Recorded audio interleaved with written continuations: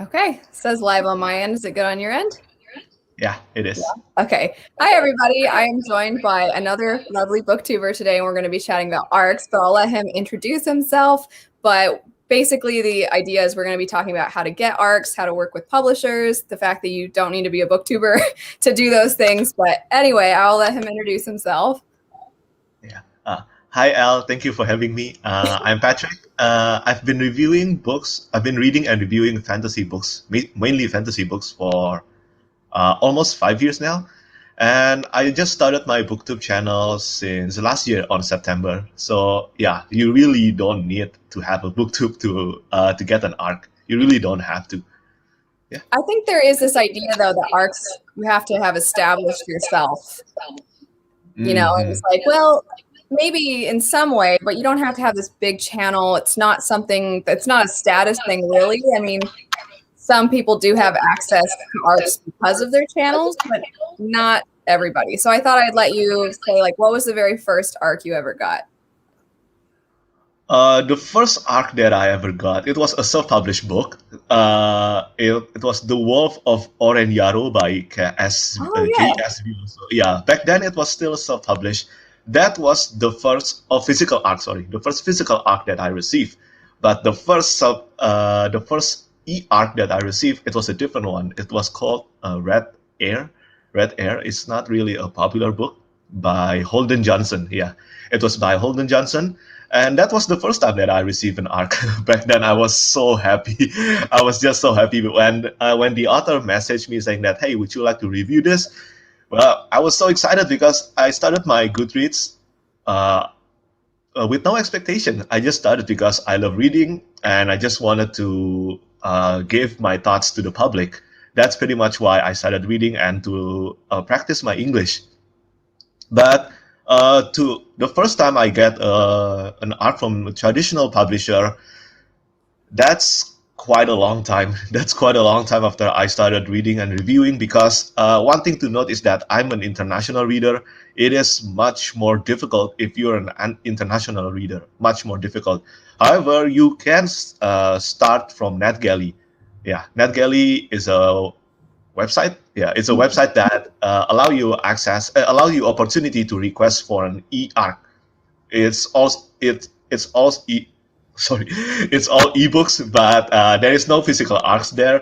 But just to get things started, it is a really good place to start. I But see. the first time that I got an arc from a traditional publisher, I think it was uh, the fifth book in Demon Cycle. It was the core, Oh,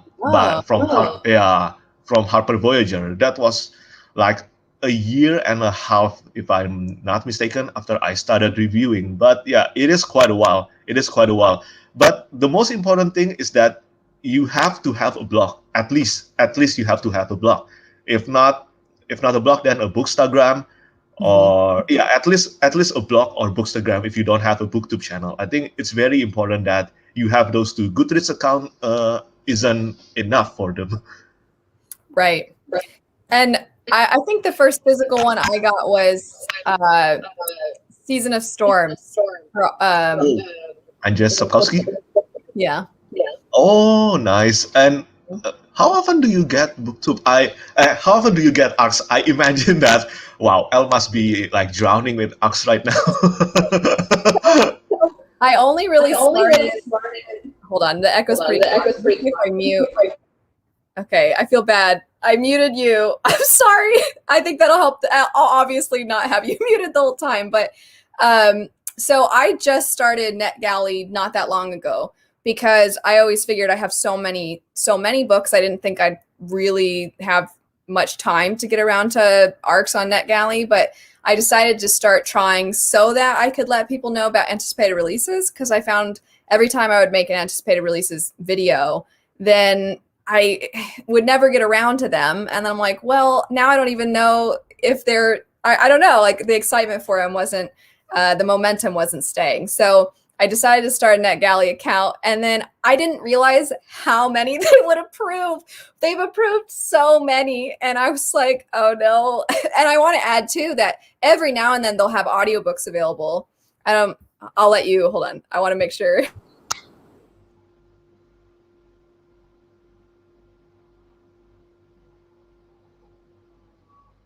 Oh, it freezes. Oh, that's okay. The audio is good, even though there's the echo. But yeah, I think it's the Black Thief had the audiobook as well. But right now I do have a lot of, not too many, just some from this year. But otherwise, I would say I don't usually. I do get asked a lot though, and I just can't keep up with all of them. I'm really bad at checking my email anyway. But yeah, the e-ARCs are. I'm not a big digital reader. That was another thing about ARCs that were always difficult for me, but I'm getting more into it. But I have more recently started getting physical ARCs, and I think that's the one that is harder to get. And you were saying being international is especially difficult. Yeah, it is. It is very difficult. Just from my experience, from what I've seen, let's say that I mean, we are all doing this reviewing thing through social media, right? We are all doing this like digitally. So, from business perspective, I think it's very safe to say that publishers, especially publishers, are looking through our followers. They look how many subscribers, they look how many followers we have, how many influence we actually have online. But still, even if that's the case, that is still a difficult thing for international reader because let's say that you live in US or UK. It will be much easier if you live in US or UK to get a physical physical review copies than if you're an international reader. Much more easier. Like by far, Yes. like by far easier. Because I know a few. I won't mention their names. They're my friends too. But they have like about 500, 500 followers on Bookstagram or on their blog. That's already enough. That's already more than enough to gain them physical ARCs. But for me, I remember when my Goodreads was at 15,000 followers. That's still not enough, and I think I finally I became an auto receiver of ARCs for a few publishers. That's only since 2 years ago. Yeah, only since 2 years ago. So for the first 2 years, I reviewing books. I pretty much review almost everything through digital ARCs. Yeah, Yeah, you didn't get to be picky like me, where I'm like, can I have a physical, please?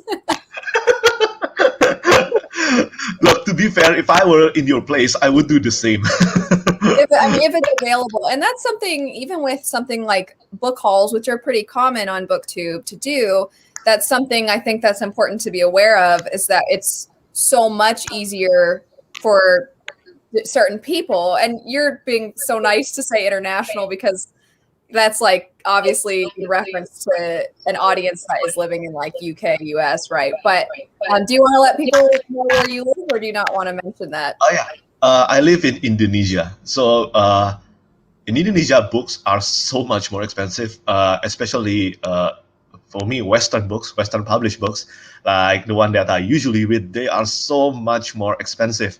So usually I buy books through a book depository because they are the cheapest. Even though I want to support my local bookstore, but well, I'm broke, so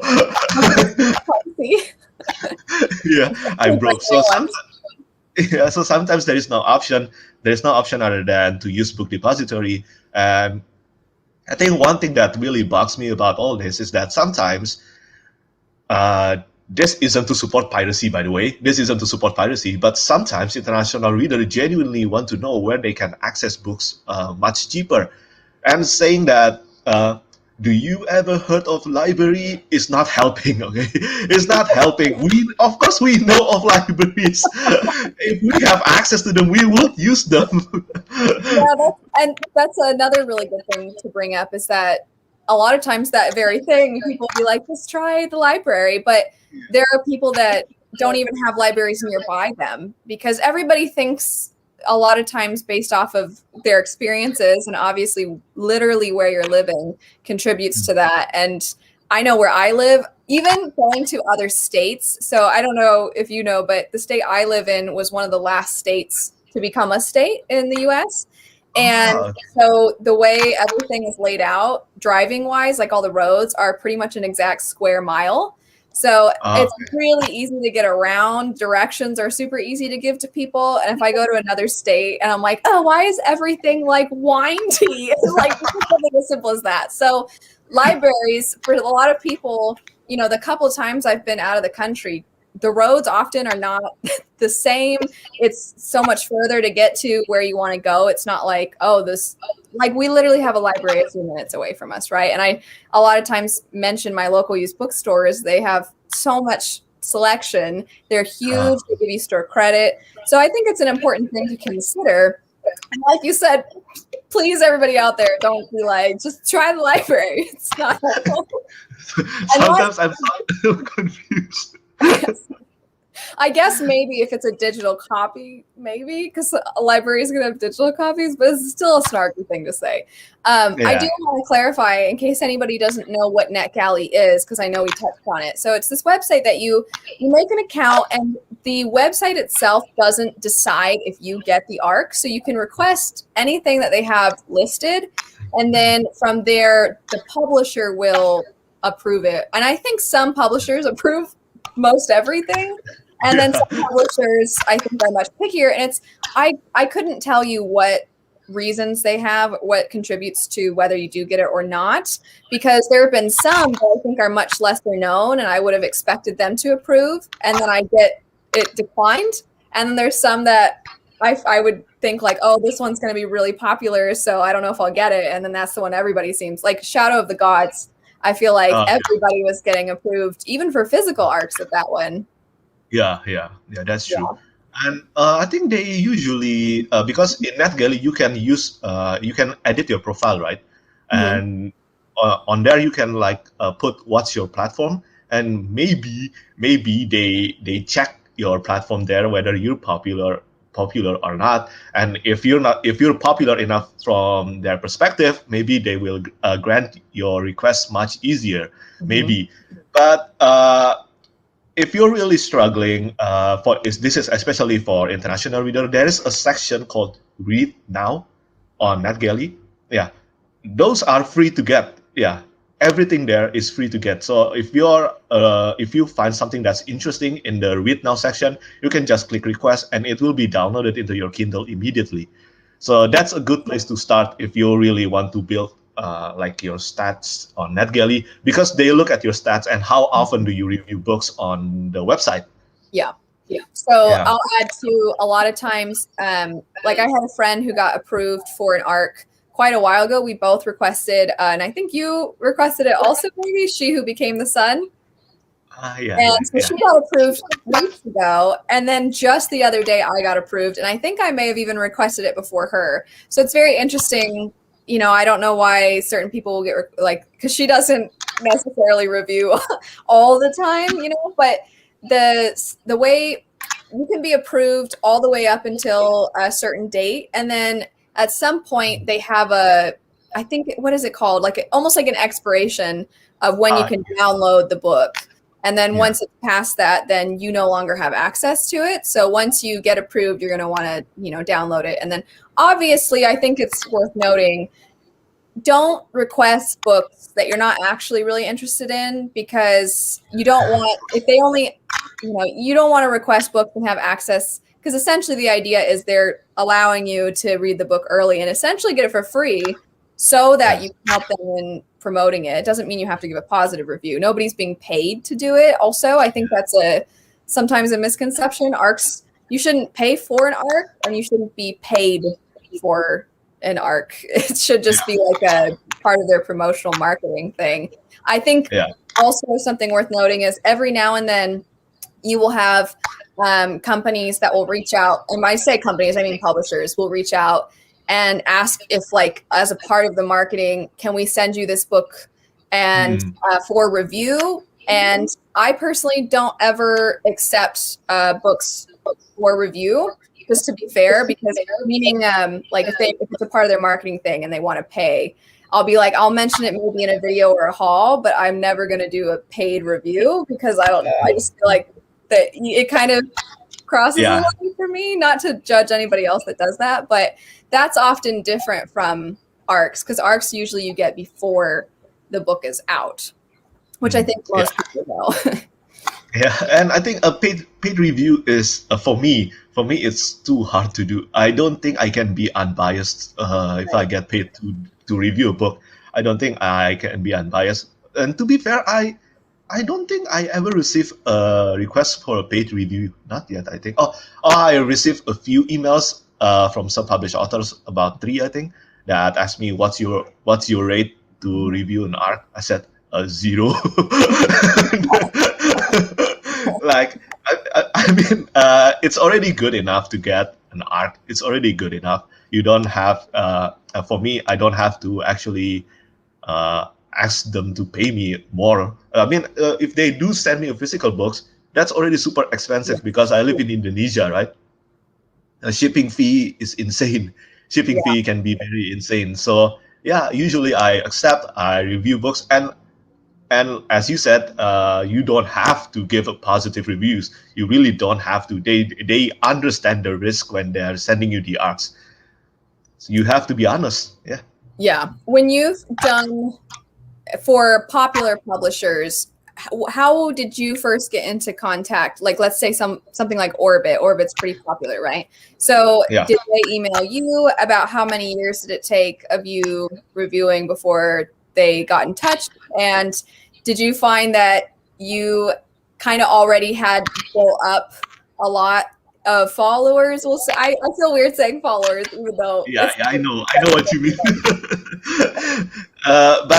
But it is how it is, because, well, this is still a business for them, right? And they do pay attention to this. But for me, for traditional publishers, I think for the first few years, they do. Some publishers, let me clarify this: that some publishers do have request features on their website, like Orbit. You can actually try your chance at Orbit website. You can say that you are Petrik. Wait, don't do that. I mean, your name. You mention your name and then mention your platform. Well, what's the genre of books you read? What kind of books you read? And how many followers you have? You can try your luck there. You can try your luck, and maybe they will approve you. Because I know that for me, because I live in Indonesia, U.S. publishers never send me physical books. Literally never. They will not send me physical books. But UK publishers do sometimes send books internationally. So for right now, I'm at the stage where Orbit UK, Tor UK, and then very recently Golangs. Very recently, just last month. Very recently, Golangs sent me physical books finally to read and review books. But yeah, it takes a long time. It takes a long time for me. And the first few years, I tried requesting books through their website. I got ignored completely. I got ignored completely, and I understand that I'm an international reader. Again, it requires expenses to send books. I mean, if they approve literally every international reader, they would spend so much money just to send books, right? Yeah. They cannot do that. So I know I kind of get it too, because, but at the same time, sometimes it can be very testing on your patience, especially because when you see one of your most anticipated books, let's say this is from my experience. Let's say a Rhythm of War, okay? Rhythm of War by Brandon Sanderson. It is. Hey, no, come on. Let me clarify this. For you, it's different because I know how much you love Brandon Sanderson's books. I know you talk about his books so many times. I mean, Sanderson probably earned like a lot of his sales through your channel. I mean, yeah. But I think that what can be very trying is that when someone who, let's say, never read Sanderson's books at all, never read any of Sanderson's book, not a fan of his works, then receive Rhythm of War. Now that can be very. I want that. Yeah, I want that. Yeah, that is very frustrating. I think in general too. This is getting into it. We don't have to go super in depth with this, but it can be frustrating that it's just the way of things, right? We understand it's a business, so this is just kind of us admitting when we're maybe being like a little envious, but it can be Yeah. frustrating to see somebody who's not, even really a fan, we'll say, getting these opportunities. It's the case with everything. Yeah. And something I think that another layer to this that I think publishers are getting better at is there are some books that are kind of focusing, like, let's say there's a story. We'll use the Poppy War, for example. I'm not saying this literally happened, but the Poppy War is a book that's rooted so much in Chinese history. And I think a lot of publishers are trying to be better about, because so much of the US is white people, understanding that, like, well, hey, maybe we should try to get this in the hands of people who they'll connect with it differently. And I think publishers are also trying to be aware of that. So I think sometimes there's this idea of like, well, I have a big channel, so I'm going to get all these opportunities, but then also understanding like why sometimes. So sorry, let me backtrack for a second what I mean by that. So even something as simple as a book haul, what I was mentioning earlier about the privilege of like living in America and having all of these bookstores nearby and having it be very accessible to me. It doesn't cost as much money. Book hauls often do really well on BookTube, and they're content that maybe that's the first time a person might be introduced to your channel. They might subscribe. And if your views are going up, the algorithm picks that up and then it recommends more of your videos. And so book hauls are going to help raise your channel up. And then international, like consumers, if you will, of books, they don't have those same opportunities to be discovered. And anyway, so I guess what I'm just a long roundabout way of saying that I think it's important with digital copies because it's easy to, like kind of get them into people's hands, not literally, but you know what I mean? Like literally, it kind of helps even the playing field. And I feel like, I don't know, sometimes with publishers, I think they're getting better, but I wish they would do a better job of recognizing like this person's channel is big versus this person is a real fan. And I say real fan, I'm not trying to gatekeep, but I think you know what I mean. Yeah, I know. I mean, of course, if possible, publishers should definitely pay attention to who's they're sending their books with, because, well, sometimes they're not being read at all because we are already overwhelmed, right? And I'm not saying that if you get an ARC, you have to read them. I'm pretty much already giving up on my TBR now because I'm so overwhelmed. But we still have to pay attention sometimes, especially if they have, especially if they keep track of their Goodreads data. I do keep track of my Goodreads data. It's very easy to see which books I love, which books I don't love. Uprooted. Okay, I hate that. But but I did like Spring Silver. Yeah, I just talked about that yesterday. I just talked about that. But yeah, I think it's very important to, for publishers to actually pay attention instead of because ARCS in general is a way to promote books, right? It's to get people's attention much wider than usual. It is through sending it to reviewers who actually excited about that book, or maybe even better, if someone that is a fan, because word of mouth always works. It always works better than someone we don't know who review books, right? And I just want to mention that if you're an international reader, or if you're really struggling to get ARCs, but try not to let it stress you too much. I think we are at the stage. I know we are at a disadvantage, but you know what? The best we can do is, well, let's keep on doing our best. I mean, I didn't expect to get physical ARCs. I never expect to be at this stage where I can get physical ARCs, but now I'm finally there.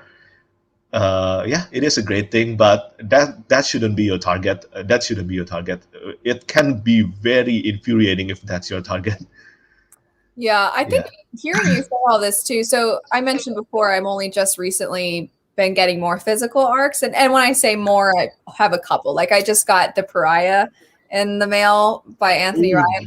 I just got it in. And so I'm really excited about that. But a lot of times if I like a book, my plan is to still buy it, to do what I can to support, the author and local businesses, things like that. So I think it would be really fun if to do giveaways for ARCs. Obviously, not charge people for them, but do giveaways specifically for international readers. If booktubers that are in the US and UK can afford it, and if they're getting physical ARCs, I think that would be a nice way to try to give the access, because like you were saying, we understand from the publisher's perspective, if they said yes to every international person, it's going to cost them a lot, maybe more than they would end up getting back from the exposure. So they have to really think about that. But yeah, if maybe as individuals, there's more we can do to help with that. Because I mean, do you have the pariah? Maybe I'll try to read through it really quick and then send it to you. No, it's okay. It's okay. I don't have pariah. I don't have the pariah yet, but your Orbit UK usually send books to me. So, but oh yeah, one more thing that's very important. If you can, I know this can be very tiring sometimes, but if you can, create a Twitter account and then try to see which publishers work for which publishers. That's often the best way for you to connect with the publishers. The publishers are the one who send you physical books. They are the one in charge of also granting you requests on your NetGalley. Yeah. So for Orbit UK, I think it's okay to mention the name. It's Nazia. Look her up. Look her up on Twitter. But if you can, try to contact her. Try to contact her. If you're an international reader or you live in UK, try to contact her and try your chance. Maybe she will approve your request. And I know it's not definite, but it is a great place to start, because before I started Twitter, before I have my Twitter account, I received books much fewer, so much fewer. Until I started the Twitter account.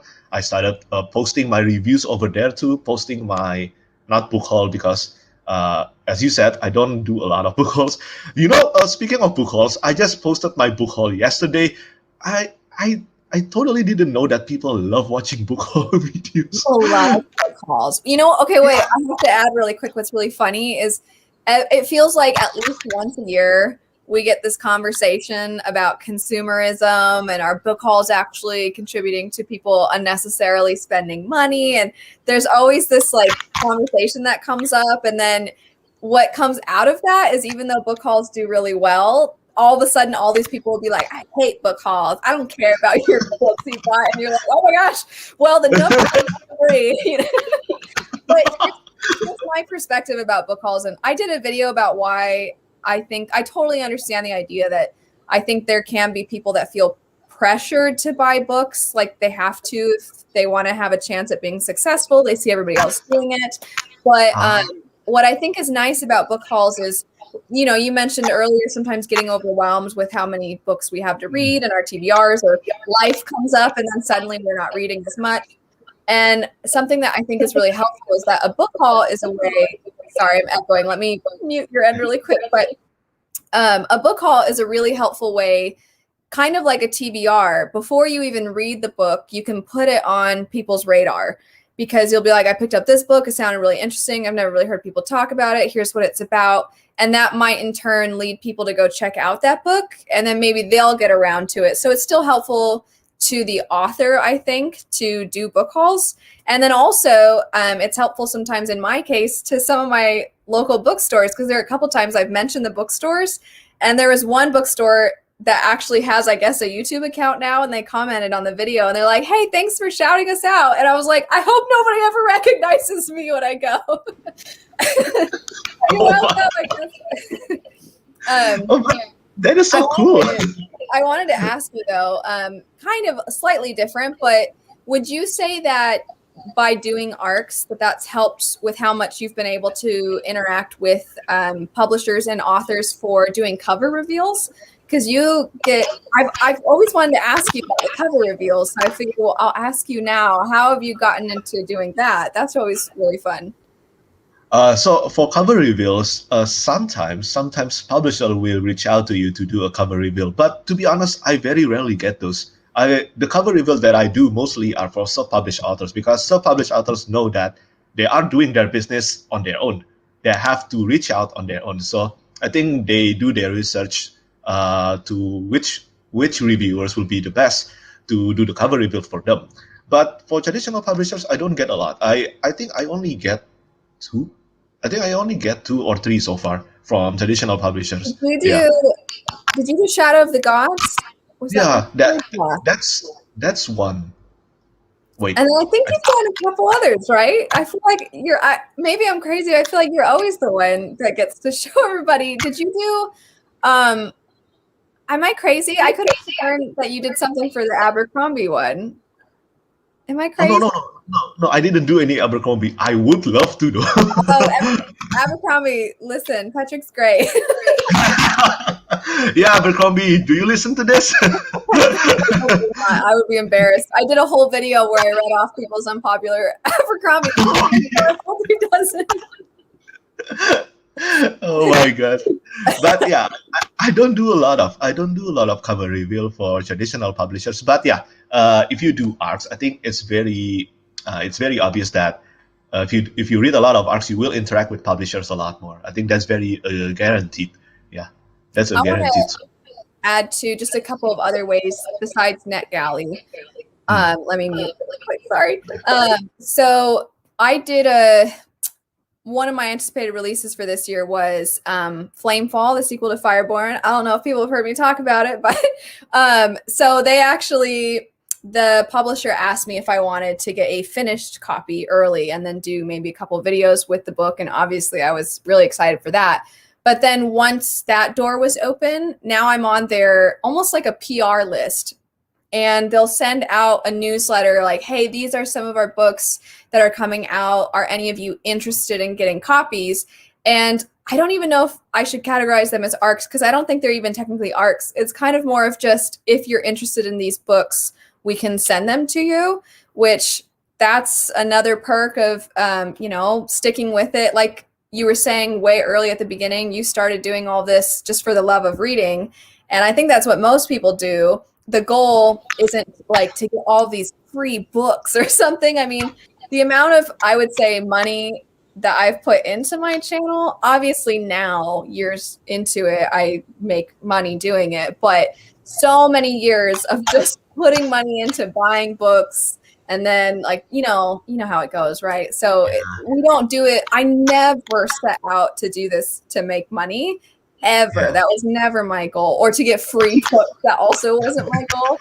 But if you stick with it, and you keep doing it, like you were saying, there's people that have just 500 followers on Bookstagram, and that's enough to start getting people contacting them. So yeah, you just gotta, I hope it's encouraging and not like, oh yeah, you have to stick with it for years and put all this money into it. It's not, I didn't mean it like that. But I also wanted to ask about the fact that you interview authors.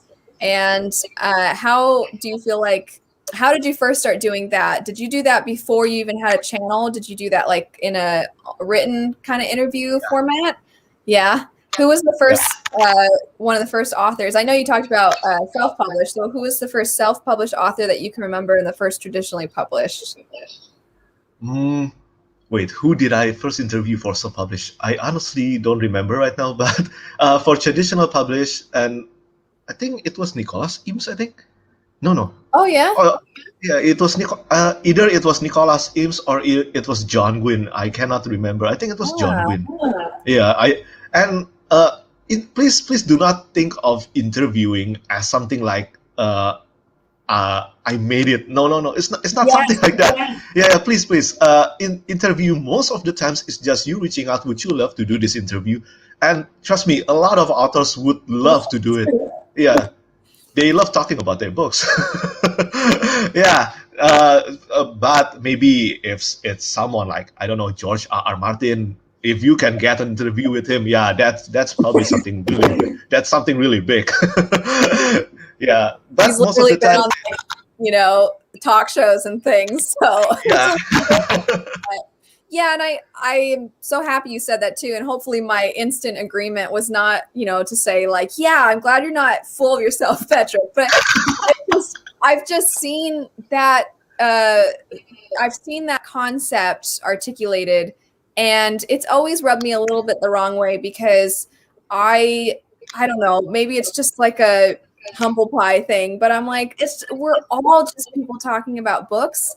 And most of the time it's not like, oh, well, now that this person's hit 100K or 200K or however many thousand of subscribers, it's not that the authors are like, oh, I only accept interviews from these really popular people. It's not like that in the slightest. In fact, sometimes authors, it's just as simple as like, you like their book, you send them, or their publicist, whoever, you send somebody an email, or sometimes the publicist will send you an email and ask you if you're interested. And then to kind of tie this full circle, on NetGalley, a lot of times it will ask you if you would ever be interested in doing any events or like interview type things. By events, it's usually like a digital event, but if you would ever be interested in essentially having this contact with the author in some fashion. So yeah, I'm glad you mentioned that too, because I really just, that always frustrates me. And I don't like the way that numbers dictate authority on,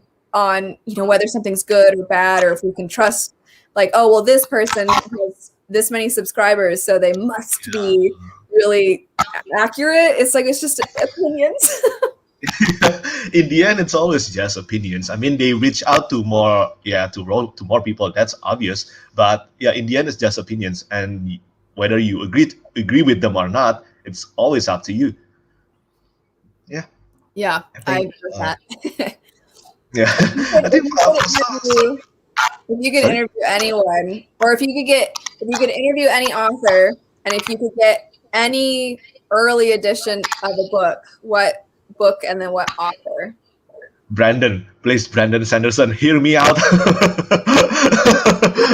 would be so lovely. Yeah, I mean, I know that no, this isn't mandatory, but sometimes I do want interview, let's say, Brandon Sanderson, or Brandon Sanderson is probably number one because his books came at the right moment in my life. Miss Bone really came at the right moment, because without that, I don't think I would be here today. It's a very important series to me, and it would be really cool if I could like chat around with him, just chatting around. But yeah, but it's not mandatory. I will still end up talking about his books anyway. So would you say, I don't know, maybe like Stormlight 5 would be the one that you would want to get early? Yeah. Oh my God, I don't think I would shut up if I get that book early. But yeah, it's not mandatory. It's not mandatory. Right. Yeah. Oh, sorry, the echo again. Yeah. Let me turn that really quick. I've always felt like interviews, I've only ever done one. The ideas always made me a little nervous. It's because we talked about even the concept of doing a paid review. It feels like there's this bias there, and you always want to be honest and maintain like the integrity of the review, if you will. So do you ever find that, you feel obligated in any way? Not that you let that affect your review or anything, but do you ever feel like there's this obligation if you get an ARC, or there's this obligation if you interview the author to speak more positively about the books? Yeah, I know what you mean. When you first get an ARC, from my experience, because I do feel bad when I do during the first few books that I receive, I do feel bad. When the books aren't really suitable to my taste. But I think after a while, I do learn that we can still talk about books in a very positive manner, even if the books aren't suitable for us. And you are pretty good at this. In a lot of your videos, you can actually talk about books that you dislike, but it's never like offensive. Yeah, it's never like, this book is absolutely disgusting, you shouldn't read this book. Yeah, it's not something like that. Like, you can just say something like, I really tried to read this book, and the characters didn't work for me. I couldn't invest with the characters. That's already enough. And regarding obligation, not really, because for me, I interview authors only whose works that I've read and love. If I haven't read their books, I usually don't interview. Yeah, I don't think I've ever interviewed authors whose works I didn't enjoy. Yeah, I think that would be quite uncomfortable. And then I think there's also, it would then create this pressure to maybe in the future, like you would want to try to like future books since you didn't like other ones in the past or something, or I think it could, of course, turn into something very awkward. But I feel like the moral of the story is basically you can get ARCS with just a little bit of, at least at the very least, digital ARCS. You can get pretty easily just by putting a little bit of effort into trying to build something, whether it's a blog or Bookstagram or a BookTube channel. And generally, you are probably not going to want to overcommit yourself to them. Yeah. And then same goes with like author interviews and requesting those opportunities. Probably want to make sure you do that for things you actually like. Yeah, I know. International. Yeah, especially on NetGalley because it's dangerous, right? You can just click everything. Yeah. Yes. I know that the temptation is there, but try to remember to not overtax yourself because it can get very overwhelming. And by that stage, I think you will actually can feel so pressure to actually read them. It can happen. It can really happen. So try to control yourself. And if you want to get an ARC, please, just try your best. Try your best to do in any way you can. If you don't try it, then well, it won't happen. Yes. I think that's a good thing to end on too, is even if you have, people think that they have to have a big channel or a big following to even try, they're not going to get taken seriously or listened to.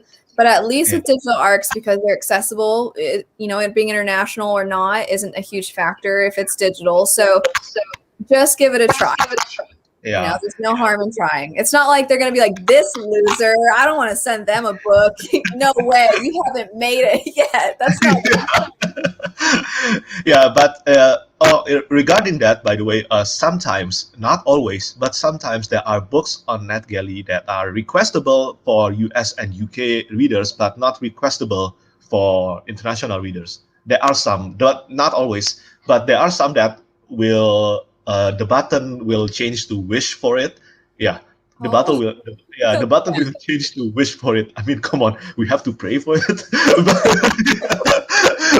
but yeah, that happens sometimes. And do not be afraid to click that. Sometimes it happens. Luna she's laying now right at my foot, and she just grumbled really loudly. So I think that's her way of saying, Mom, can you please wrap it up? It's like midnight. In a kind of somewhat unrelated note, but because you mentioned Brandon Sanderson and Mistborn, what are your thoughts on the Fortnite Kelsier thing? Let's just say it was very surprising. Yeah. I mean, it's really cool. Yeah, I mean, I'm not a fan of Fortnite, but it's good. It's really good to gain a lot of readers, a lot of new readers. Will actually, I think, check that out. Wow, that is so random, though. I mean, Fortnite and Mistborn. What the? I know. I did see one person. I'm like, well, that's cute. I saw someone say that they're a dad and they really love Mistborn, and their son really loves Fortnite, and by being introduced to Kelsier through Fortnite, now their son is interested in Mistborn. It was really cool for this dad, and I was like, oh, that's pretty cute. That's cute. But I don't know, when I saw it, I was like, I mean, I've been wanting, like, I've said for years, I have this video on my channel because I used to do, I think it was called like movie show or game or something like that. And I would say whether or not I thought that certain books would be best suited for a movie, a show, or a game. And Mistborn, I have always said, should be a game, and it needs to have the look of Bloodborne, and it needs to have like the setting needs to look like Bloodborne, because that would be like Luthadel, and then the zipping around from, like, I know Final Fantasy 15 was not like the best Final Fantasy, but the look with the blue lines. And then I remember someone mentioning Spider-Man, and I'm like, that's it, that combo, those three. I feel like that you got your Mistborn game, you know? Yeah, I definitely agree with that, especially Bloodborne. The setting is very Luthadel, very Luthadel. I loved it so much. Yeah, and I think the game as Final Fantasy 15 is also a great choice because that blue line is practically Mistborn. That is so Mistborn. Yeah. Perfect. Who knows? Maybe it will happen in the future. Fingers crossed. I really would love a video game on Mistborn. It would be amazing. Yeah, it would be so good. It's perfect. Or you know what? All of them can just be made into an anime. I just want a whole anime. I think that would be awesome, right? And I don't know. I feel like so much fantasy. We're going for like the live action. It's got to be the new Game of Thrones, and I'm hoping because Castlevania that recently. I know it's like animated. It's not actually anime, but Castlevania on Netflix was like #1 in the US or #3 or something like that when season 4 came out. And I'm like, animated shows do well, and it could look. I mean, I don't know if you. I know you didn't love the beginning of Castlevania, right? Yeah. Did you finish watching it? I just finished watching season 2. I'm in the middle of season 3 right now. After watching your videos, I think actually the one on season, the one that you review Castlevania. Yeah, I just started season 3 after that. Season 2 was great. Yeah, Season 2 was great. But season 3 is weird, and then season 4 is like mostly just fight scenes the whole season. And I mean, it looks spectacular, those fight scenes. So I'm like, just make the Cosmere a whole animated thing, right? It would be great. Or you know, give us an awesome TV show and video games. That would work too. Like the Stormlight Archive, that's basically asking to be animated. The giant sword, the flying thing, all of them are practically asking to be animation now. But by the way, one more thing regarding the ARCS, I forgot to mention. That's a topic here. I forgot to mention this.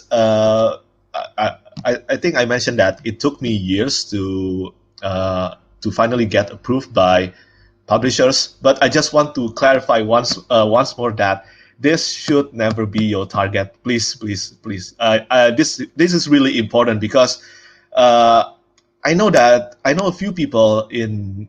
This isn't judging anyone, by the way. I just want to say that this has happened, that a few people actually do request books just to collect ARCs, okay?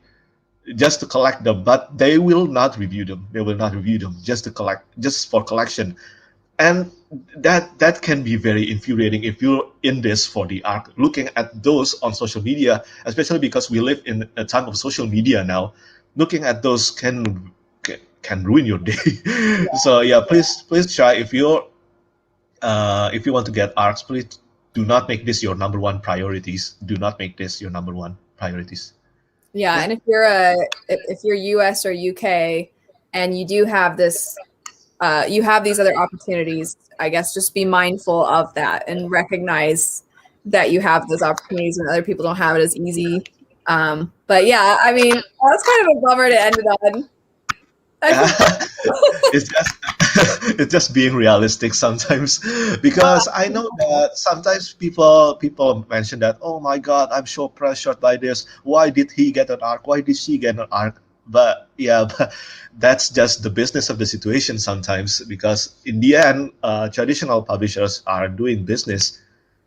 In the end, it's like that. But yeah, I think that's life isn't fair, everybody. Get over it.